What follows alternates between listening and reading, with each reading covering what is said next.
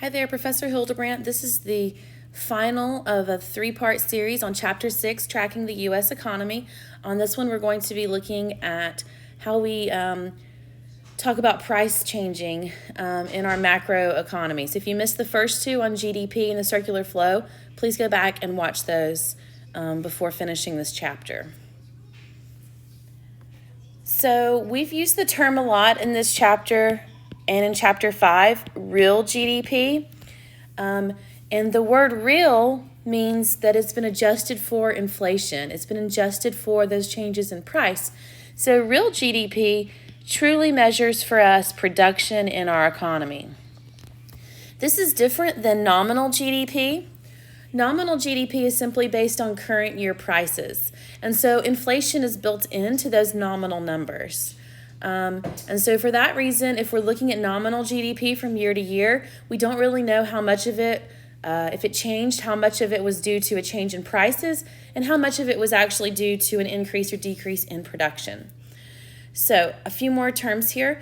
We've talked some in the previous chapter about a price index, so an average price of products. Remember, for our macro economy, we have our model, our aggregate demand and aggregate supply model, that's showing us the total picture of our macro economy, all goods and services, right, that are demanded, all goods and services that are supplied by firms. So we can't have a single price in that model. Instead, we have what we call the price level, which is a price index. So it's a composite measure of the overall average prices in our economy. Some important things to know about a price index: it's always 100 in the base year. You can adjust what year is the base year, and that's what you're using for comparison. I'll show you an example in a moment, but it's always going to be 100 in the base year. Why? Because of the equation that we use, this formula here, to calculate a price index. So you simply take the price of the product in the current year and divide that by the price of the product in the base year. So if we're calculating the index for the base year, then the number would be the same. Well, anything divided by itself, $2 divided by $2 is 1, and 1 times 100 is always 100. And so again, that's why our price index in the base year will always be 100. So how do we use this? Well, changes in a price index over time are going to show how our economy's average price level have changed from year to year. So let's look at an example of a price index. This is for the price of bread. So we have 3 years, 2014, 15, and 16. And here in column 1, you can see the price of that loaf of bread in each of those years. So it did increase each year from $2.50 to $2.60 and then $2.80 in year 3. The second column is showing the price of the bread in the base year as $2.50. So looking back to column 1, you should be able to see what year we're using as the base year. You see that? That's right. We're going to use 2014 as our base year. And then lastly, column 3 is when we're actually calculating the price index for that year. Again, the price index is simply the price in the current year divided by the price in the base year, or column 1 divided by column 2, and then we multiply times 100. So 250 divided by 250 is 1, and 1 times 100 is 100. So again, my index in the base year will always be 100. For 2015, I take 260 and divide it by 2.5 times 100. I would get an index of 104. And then for 2016, I would get an index of 112. So what does this mean for us? It's really easy to make comparisons back to the base year since that index is 100. So I can say from 2014 to 2015, the price of bread increased 4%. I can also say from 2014 to 2016 that the price of bread increased 12%. I can do those very easily. I'm just taking the index in that year and subtracting out 100. However, what I cannot do is say from 2015 to 2016, the price increased 8%. That is incorrect, okay? And for this, you're going to need a formula that I call the percent change formula, which is new minus old over old times 100.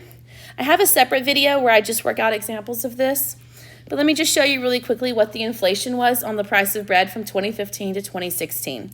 So I take my new index in 2016 of 112. I subtract from that the previous index of 104, and then I'm going to divide by the new index, the old index of 104. And then all of this will get multiplied times 100. So in my numerator, I have 112 minus 104, or 8 times 100 is 800. And then I'm going to divide that by 104. And see, I can already tell you that's not going to equal 8% because I'm dividing 800 by a number greater than 100. And so what do I get? Well, I get an inflation rate of 7.69% on the loaf of bread from 2015 to 2016. So this is how we calculate a price index, and this is how we calculate the rate of inflation between different years. And again, if you want more on this percent change formula, I do have another video here in my YouTube channel. So let's work another example of a price index. Looks like I'm sticking with bread. Okay, so suppose a loaf of bread sold for $3 in 2016. The price of bread then increases to $3.60 in 2017. The price index for the bread in 2017, if we're using 2016 as the base here, is what? So again, I'm going to use that formula I just showed you guys. Percent change equals my new index minus my old, divided by my old, multiplied times 100. So the new is, my new price is $3.60. Oh wait, first we have to calculate our index, so let's do that. So, sorry y'all, I jumped the gun. So we know in our base year, so for 2016, my index is simply $3 over $3 times 100, or 100. But we also need to calculate the index for 2017. And so again, we're going to take the price in the current year. So for 2017, that's $3.60. We're going to divide that by the price in the base year, $3, and then we're going to multiply by 100. And so we'll get an index of 120. All right, now that I have my two indices, I can go into my equation here and say 120 minus 100 over 100. You're probably seeing where I'm going with this. If you're comparing back to the base year, you really don't have to use the equation, but I'm going to show you just in case. So 120 minus 100 is 20 over 100 times 100. But then look at this math. We do this wonderful thing where we reduce. And so my answer here is 20. And it looks like I read this question wrong. You guys, I'm so sorry. I apologize. I've gone a step too far. We actually just wanted to know the price index. We didn't want to know the rate of inflation. I've shown you both. So the answer to this question is C. So see there, professors, we can be tricky. You got to make sure you guys read that question carefully, okay? So our price index for 2017 is 120, but if you were asked what the rate of inflation was between those 2 years, then your answer would be 20%. So let's talk about now the price index that we use most often here in the United States is called the Consumer Price Index, or we shorten it and say CPI. And so we use this to talk about overall inflation for the U.S. economy. And so what we do is we use this to measure changes over time of the prices for what we call a fixed basket of goods and services that a typical American family would buy. Again, this is the price index used most often here in the U.S. And here's your formula for the CPI. We take the cost of the basket in the current year and we divide by the cost of the basket in the base year. We multiply times 100. So it's very similar to that formula for a price index. The difference is we don't just have one singular price now. We have this cost. How do we get to a cost of a basket? So the cost of the basket is going to equal each good, so good X, multiplied times its price. So, if we buy in a month 10 gallons of water and they cost $2 each, $20 is the cost. We then add to that the cost of the next good, which is that good that we buy times its price, and then we would just continue on with however many goods are in the basket. So the actual basket that's used for the CPI measurements has about over 80,000 goods and services in it. Okay, so it's very comprehensive. Now, does that measure all goods and services in the U.S. economy? Absolutely not. But it's a fairly good representation. It's also important to know that for the most part, the contents of the basket are fixed, meaning they don't change from year to year. The reason is if our CPI number changes, we want that to show us that it changed because the prices changed.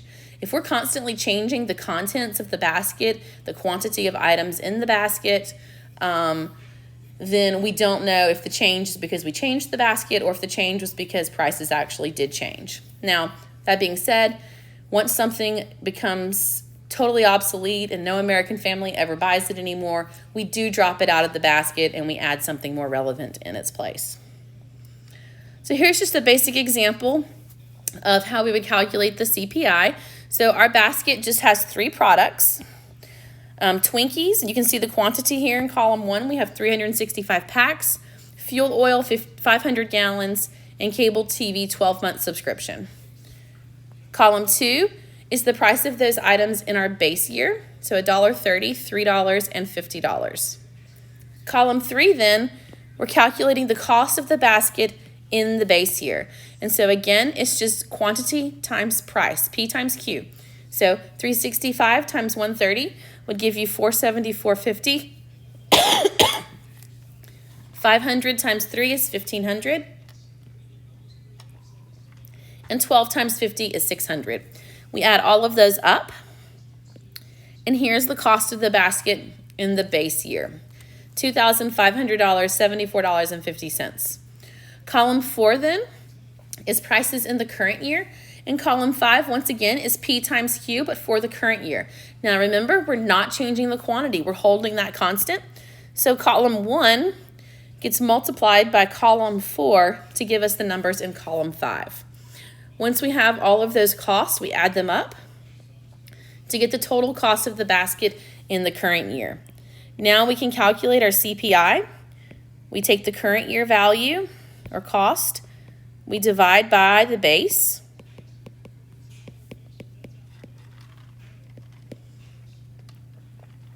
and then we multiply times 100. And when you do this, you get 103.44. What does that mean? Well, in terms of our base year comparison, it means that prices on average in our economy have increased 3.44%. Now, if we look at each of them, did they all increase? No. Look, the price of Twinkies actually dropped 130 to 120. That's a decrease. Price of cable TV stayed the same. So we only had one good, our gasoline, where the price went up. But this is how we measure overall price changes for a macro economy. So this is just a breakdown of what is in our CPI. The largest portion is housing because the typical American family spends the most on housing. Food is another large category. And then you can look through the other breakdowns: medical care, transportation, clothing, education. Just like with our GDP, it's not a perfect measure. There are some problems with the CPI as well. One of those we call the quality bias.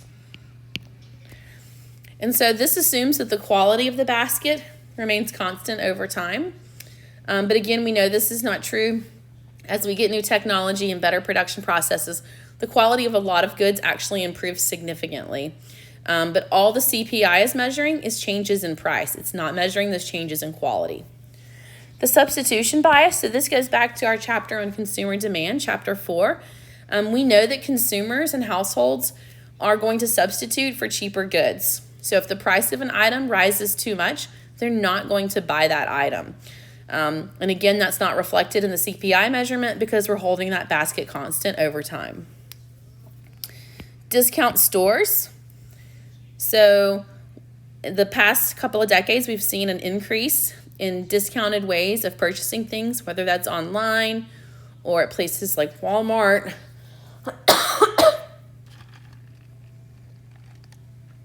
And so again, the CPI is not necessarily measuring that. One of the biggest reasons, though, that we have issues with the CPI is that only goods The only goods included in our basket are ones they've become widely used. Well, the problem then with that is they're not going to be widely used until the price is reasonable. So let's take the VCR. When the first VCR, I probably don't even know what that is, but when the first one came out, it was about $50,000. So only a couple of people would even buy that, right? It wasn't until that was the price was about $300 that we saw it widely used by American families. So the CPI didn't capture that price decrease. So for these reasons, the CPI typically overstates inflation about 1% a year. Okay, that's all I have for this chapter. You guys please let me know if you have any questions.